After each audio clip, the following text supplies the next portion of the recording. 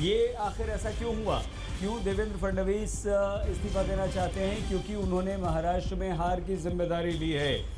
BJP का प्रदर्शन महाराष्ट्र में अच्छा नहीं रहा और इसकी जिम्मेदारी लेते हुए उप मुख्यमंत्री देवेंद्र फडणवीस ने इस्तीफे की पेशकश की। 2019 में 16.41 वोट थे और एक सीट मिली थी।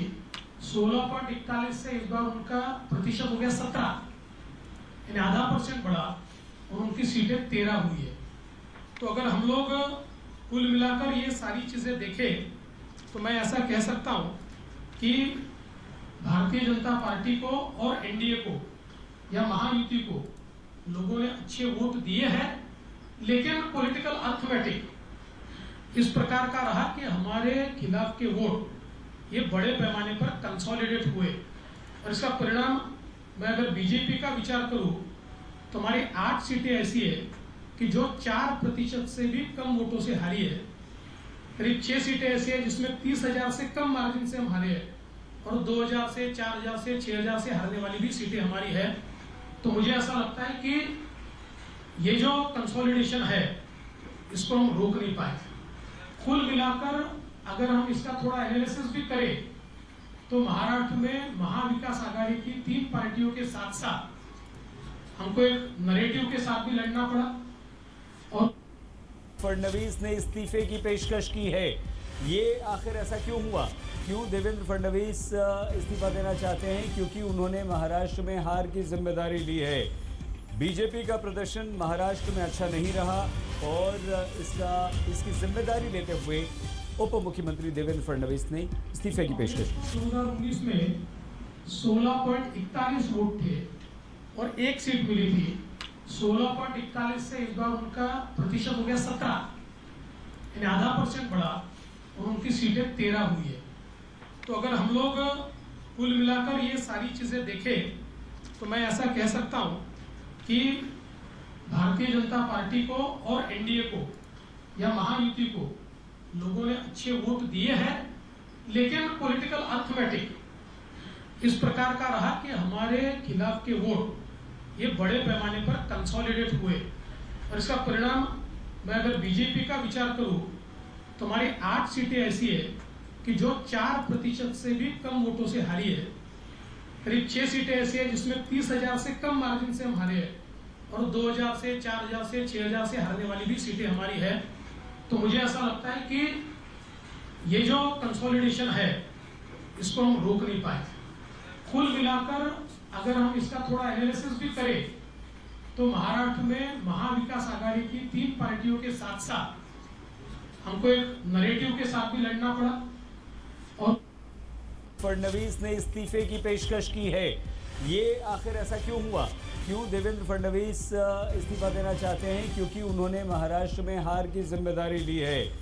बीजेपी का प्रदर्शन महाराष्ट्र में अच्छा नहीं रहा और इसकी जिम्मेदारी लेते हुए उप मुख्यमंत्री देवेंद्र फडणवीस ने इस्तीफे की पेशकश की। 2019 में 16.41 वोट थे और एक सीट मिली थी। 16.41 से इस बार उनका प्रतिशत हो गया 17, यानी आधा % बढ़ा और उनकी सीटें 13 हुई है।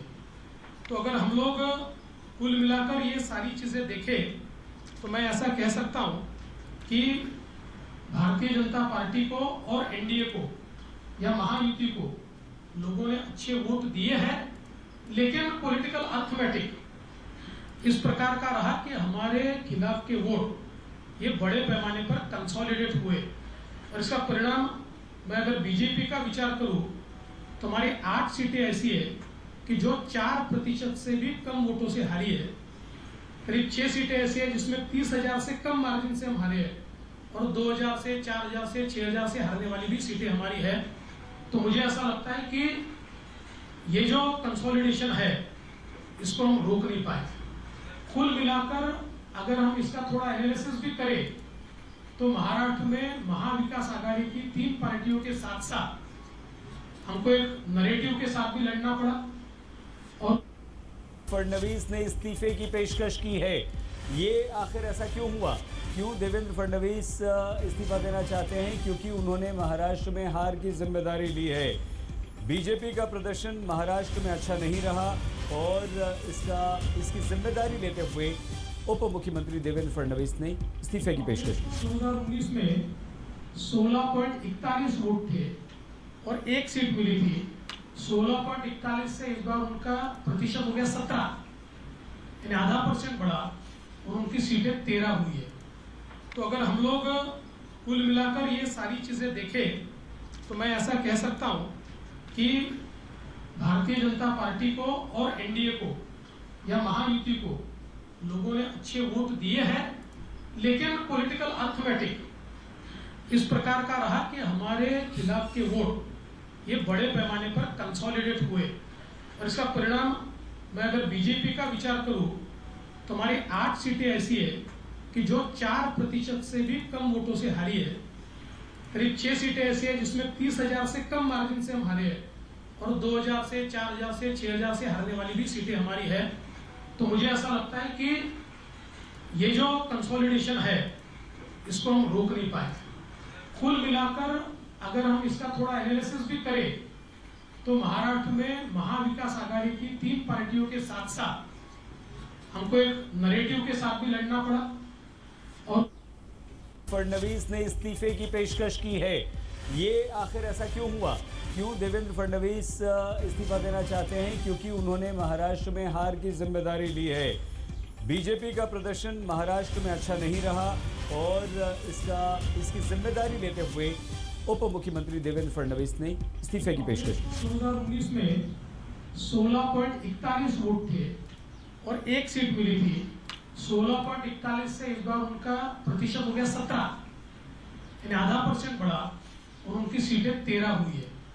तो अगर हम लोग कुल मिलाकर ये सारी चीजें देखें तो मैं ऐसा कह सकता हूं कि भारतीय जनता पार्टी को और एनडीए को या महायुति को लोगों ने अच्छे वोट दिए हैं, लेकिन पॉलिटिकल अर्थमेटिक इस प्रकार का रहा कि हमारे खिलाफ के वोट ये बड़े पैमाने पर कंसोलिडेट हुए और इसका परिणाम मैं अगर बीजेपी का विचार करूं तो हमारी 8 सीटें ऐसी है कि जो 4% से भी कम वोटों से हारी है।